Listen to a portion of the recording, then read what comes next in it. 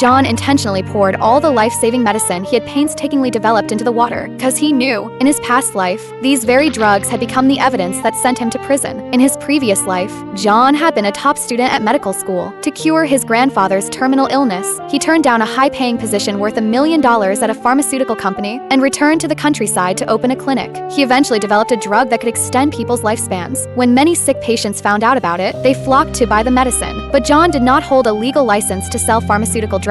Seeing how much pain the patients were in, kind-hearted John made an immediate decision. He sold the medicine to them at cost for $2,500. Unexpectedly, patients showed him no gratitude at all. Instead, they accused John of making exorbitant profits off their suffering. To get the medicine for free, they banded together and filed charges that John sold counterfeit drugs. In the end, law enforcement officers took John away. Watching the people he had saved frame him in return, John collapsed in despair. When he opened his eyes once more, he discovered he had been reborn on the exact day he was reported. He rushed to pour all the medicine into the water. Right after that, a knock echoed at the front door. When John opened the door, it was indeed the patients and law enforcement officers. John invited everyone inside. A neighbor spoke up to the officers about John on purpose, lying that someone in his family was critically ill and demanding John sell him the drug. John agreed without hesitation. He then pulled 2 boxes of medicine from the counter. The officers spotted the boxes and immediately restrained John. The patients all stepped forward to accuse him of selling fake medicine. John explained that the items he sold were ancestral herbal ointments and that he held full legal sales permits for them. The neighbor quickly tore open one of the boxes to check and found only herbal ointment inside. After seeing John's complete legal license to sell the ointment, the officers had no choice but to let him go. Just then, the neighbor spotted the empty medicine bottles on the floor. He pulled out the drug he had bought from John before to compare, hoping to prove John sold counterfeit medicine. To his shock, the bottles held nothing at all. What he did not anticipate was that John voluntarily asked to undergo a full law enforcement investigation. He had only given each patient a 3-day supply of the drug. Sure enough, 3 days later, all the patients' illnesses flared up one after another. They finally realized terrible mistake they had made. They hurried straight to the law enforcement station. When they laid eyes on John, they all dropped to their knees and begged him to save their lives. Would John forgive them?